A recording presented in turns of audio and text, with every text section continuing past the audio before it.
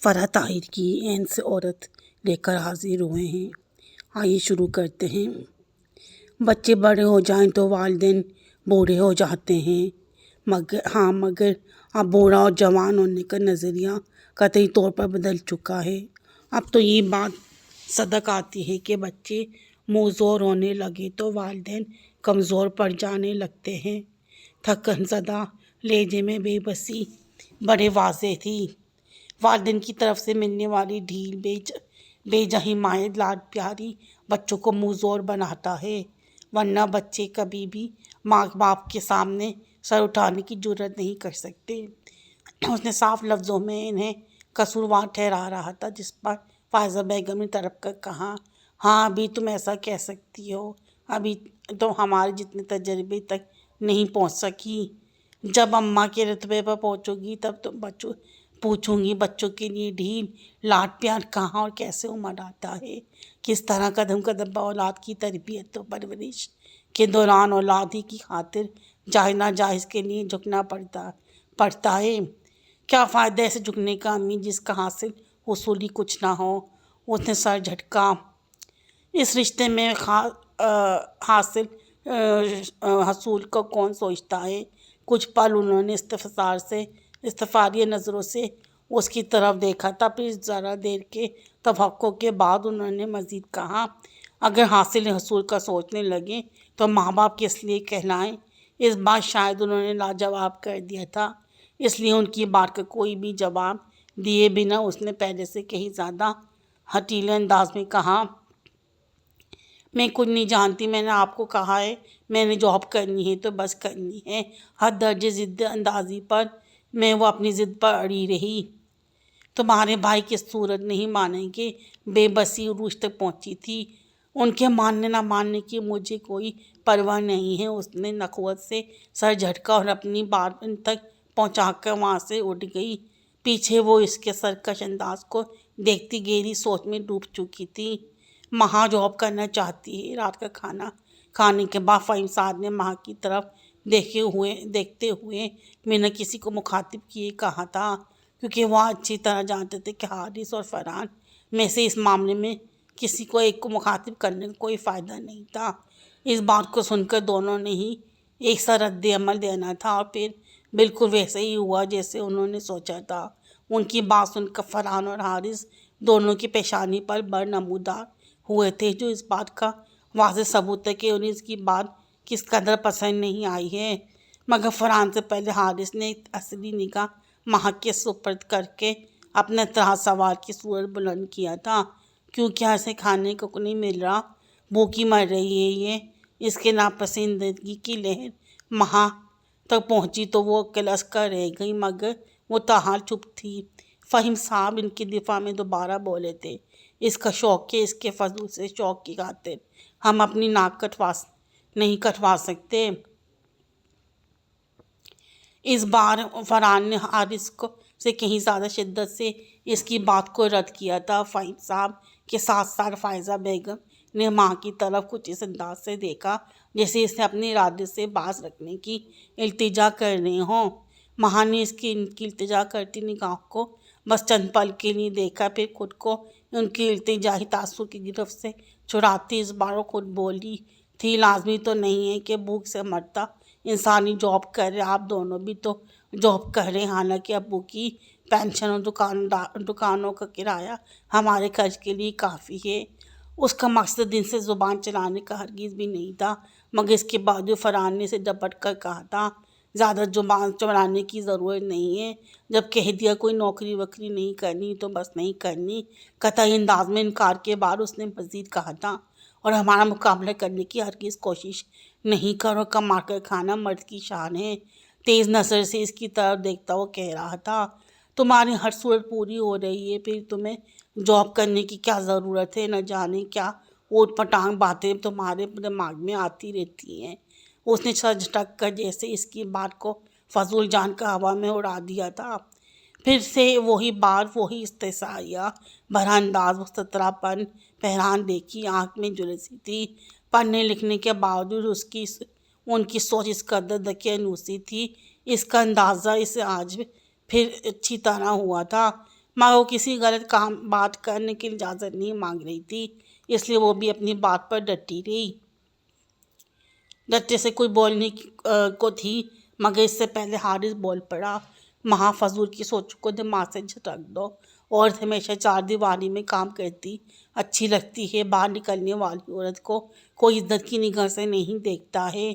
تم ایک عزتدار گھرانے کی بیٹی ہو، اس لیے کچھ بھی بولنے سے پہلے سوچ لیا کرو کہ پہلے بھی تم نے ضد کی تھی تو تمہیں یونیورسٹی تک پڑھنے کے لیے بھیج دیا تھا، ورنہ تم اچھے سے جانتی ہو کہ آج تک ہمارے خاندان کی کوئی لڑکی یونیورسٹی تک پڑھنے نہیں گئی ہے۔ حارث نے اس بار قدرے سمجھانے والے انداز میں کہہ کر جیسے اس کی سوچ کو بدلنے کی کوشش کی، مگر اس کے کہے ہر ایک لفظ پر ماں کو اعتراض تھا، اس لیے فوراً متراض ہوئی تھی۔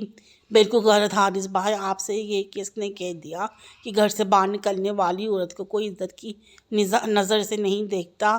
اگر ایسا ہوتا تو آج اسکول، کالج، یونیورسٹی سے لے کر ہر شعبے میں کسی عورت کا وجود دکھائی نہ دیتا۔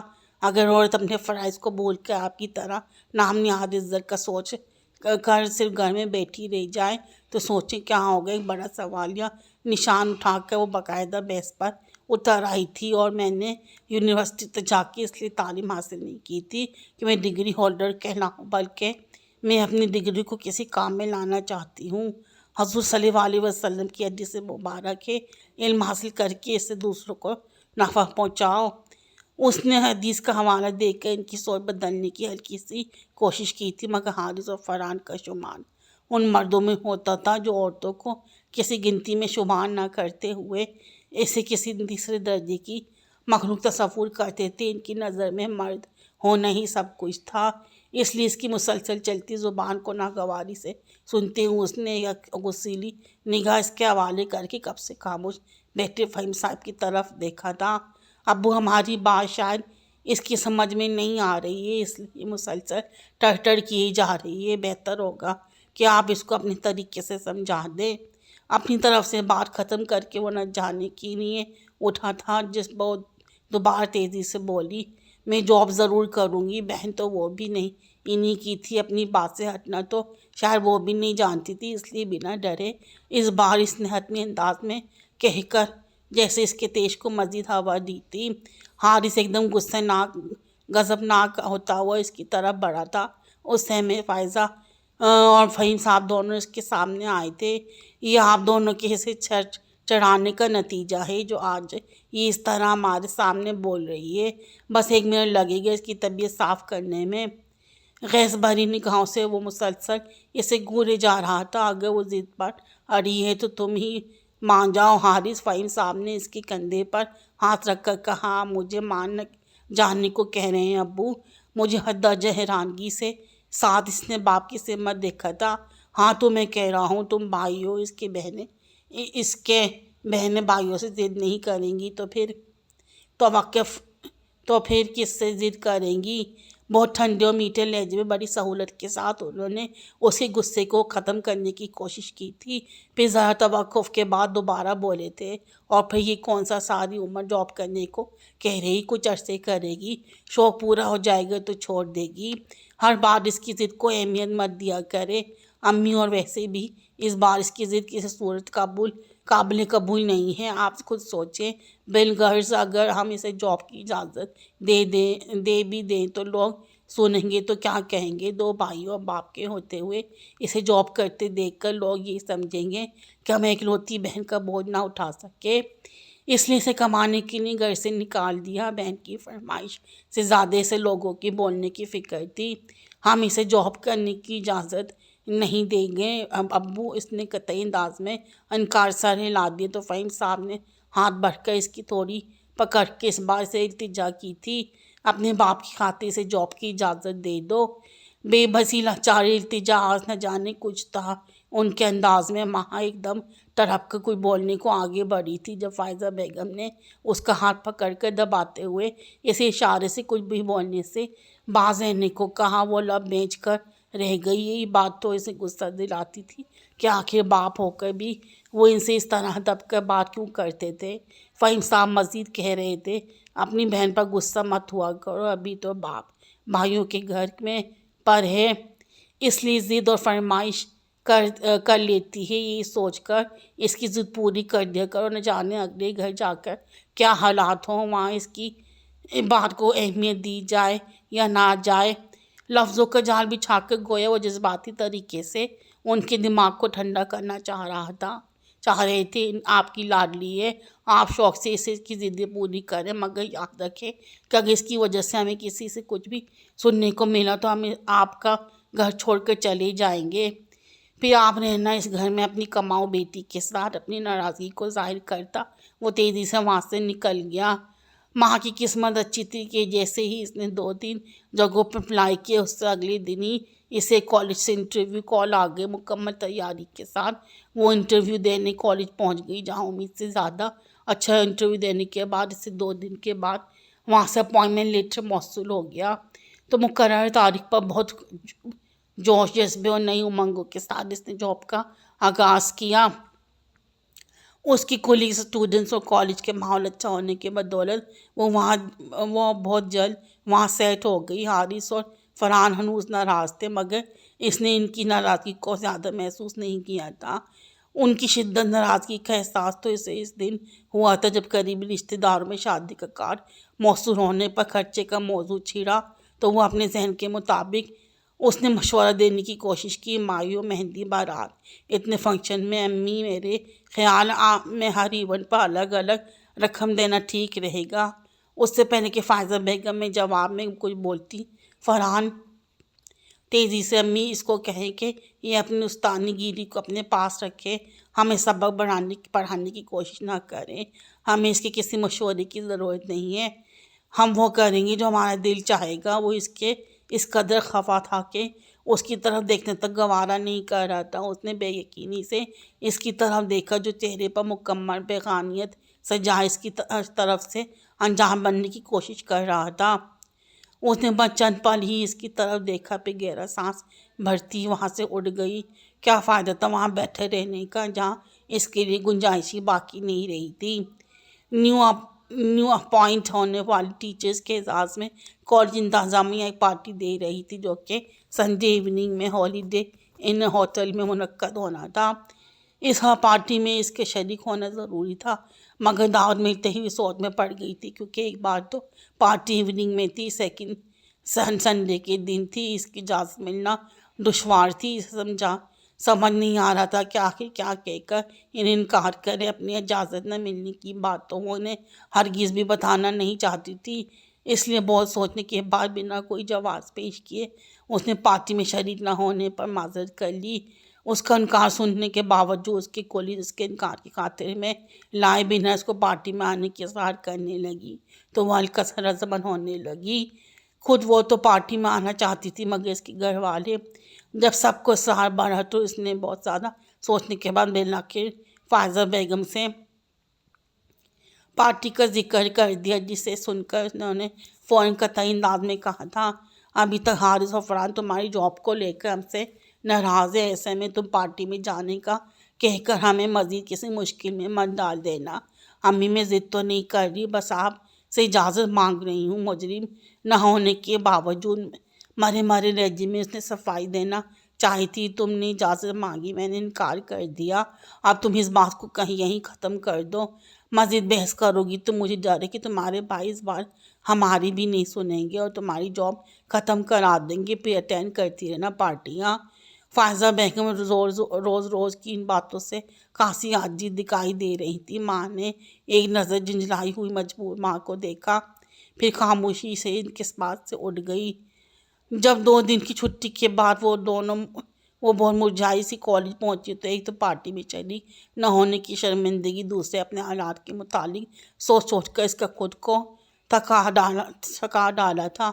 یہی وجہ تھی کہ گزرے دنوں اس نے ساری شگفتگی نچوڑ کر رکھ دی تھی۔ وہ جانتی تھی اس کے سامنے دیکھ کر 1000 سوال اٹھائے جائیں گے، اس لیے اس کے سوالوں کے جواب دینے کے لیے خود کو تیار کرتی وہ ان کے سامنے تھی، مگر وہ سب اس سے اس قدر مجھا دیکھ کر بجائے سوال جواب دینے کی اس کی تشویش میں مبتلا ہو گئے۔ ماں، یہ 2 دن میں تمہیں کیا ہو گیا ہے؟ تمہارا تو رنگ ہی پیلا پڑ گیا ہے، کوئی پریشانی ہے تو ہمیں بتاؤ۔ جتنے منہ تھے اتنے سوال بلند ہو رہے تھے۔ وہ سب کی اپنی بہن نہیں تھی، مگر اس کے لیے پریشان ہو رہی تھی۔ ان کی اپنائیت محسوس کر کے اس کے دل بھر آیا تھا، مگر اس سے پہلے کہ اس کے دل کا غذائی نمی بن کر اس کی آنکھوں سے جھلکتا، اس نے تیزی سے پلکوں کو جھپک کر ہلکی سی نمی کو اندر اتار کر مسکرا کے ان کی طرف دیکھا۔ ایسا کچھ بھی نہیں ہے، میں بالکل ٹھیک ہوں، بس ہلکا سا بخار ہو گیا تھا۔ ہونٹوں کو پھیلا کر اس نے خود کو فریش ظاہر کرنے کی کوشش کی تھی۔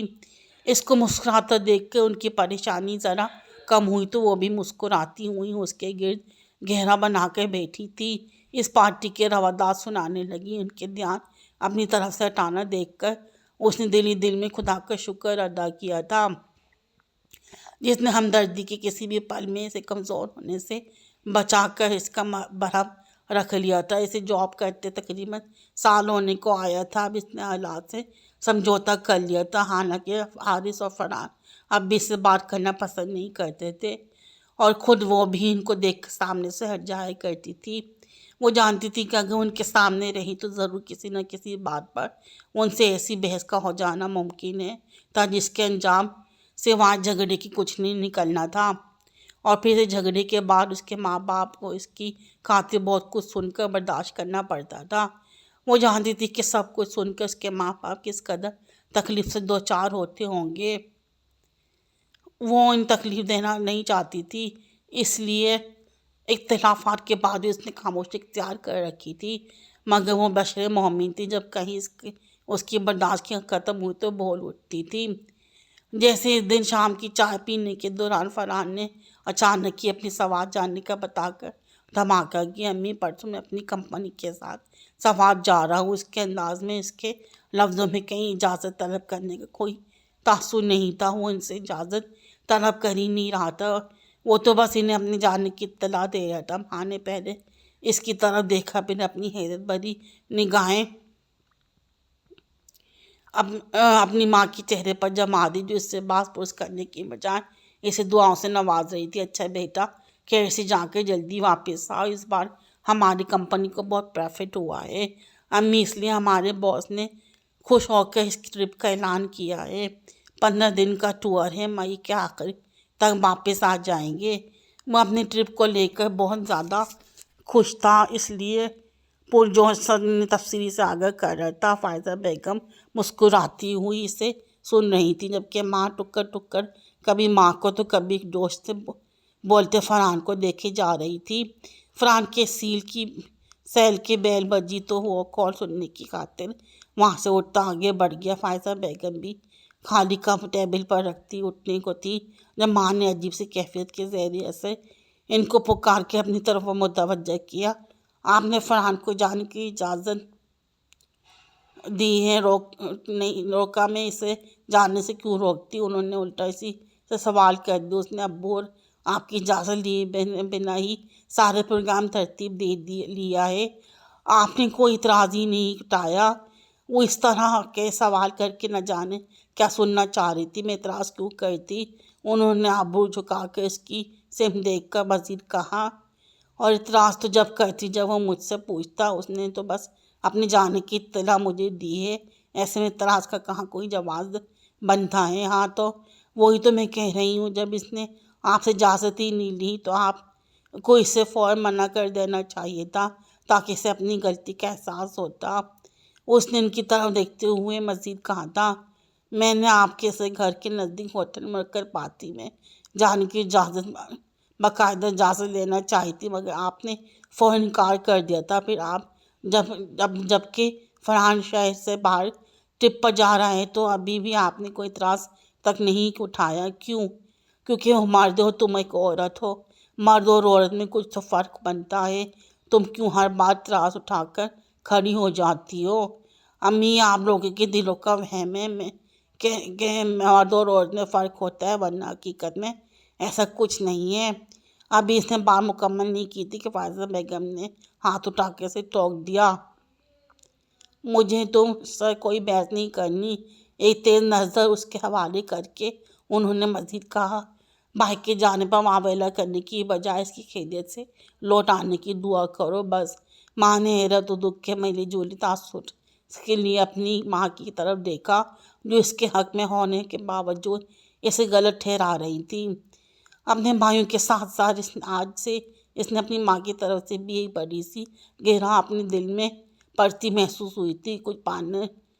کچھ پانے کے لیے کچھ کھونا پڑتا ہے، مگر اس نے تو ایک ذرا سے شوق کی تکمیل کی خاطر اپنے مان سامان سبھی کچھ کھو دیا تھا۔ جس طرح قدر جوش و جذبے سے اسے نے جاب کی شروعات کی تھی، اب قدم قدم پر اپنی تحقیر و توہین ہوتے دیکھ کر اس کے سارے شوق سبھی جذبے اور تمام امنگیں اپنی موت اپنے مرتی محسوس ہونے لگی تھیں۔ وہ کب تک تن تنہا عورت کی عزت و عظمت کے لیے مرد کی مخالفت کا سامنا کر سکتی تھی؟ یہی وجہ تھی کہ روز روز کی اس چیخ چک اور کماؤ بیٹی ہونے کی تانے سن کر اسے قدم پیچھے ہٹنے جیسا سوچنے میں مجبور کر دیتا۔ پہلے جس طرح ہر روز اپنی نئی امنگ محسوس کر کے وہ فریش سے کالج جایا کرتی تھی، اب اس کے بالکل الٹ وہ اپنی انا کی سلامتی کا سوچ کر لنگے بدنے کالج جانے مجبور تھی۔ اب وہ بھی یہ سوچنے میں مجبور تھی کہ شاید ارواد کا کوئی وجود ہی نہیں ہوتا، بلکہ وہ تو ایک ایسے روبوٹ سے جس کا کنٹرول ریموٹ مرد کے میں ہوتا ہے، جسے مرد جب چاہے جسے چاہے استعمال کر کے عورت کو اپنے اشاروں پر نچانے کی طاقت رکھتا ہے۔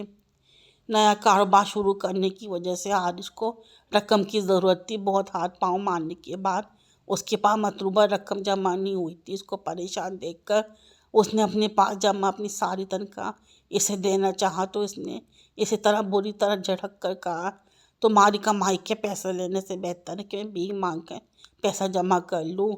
انتہائی تحقیرآمیز لہجے میں کہتے ہوئے اس نے اس قدر سخت نظر سے اس کی سم دیکھا کہ اس کا دل چاہا کہ زمین پھٹے اور وہ اس میں غرق ہو جائے۔ اس کے کمائے روپوں کو اس قدر تحقیر، آج تک وہ ہمیشہ ان کی زیادتی پر ضبط کر کے اپنے ہر آنسو کو اپنے اندر اتارتی آئی تھی، مگر آج اس کی ہر ضبط کو بند ٹوٹتا وہ بہتی آنکھوں کے ساتھ تیزی سے بھاگتی اپنے کمرے میں آ کر دروازہ بند کر کر اس سے ٹیک لگائی تھی زمین پر بیٹھی بری طرح بکھری تھی۔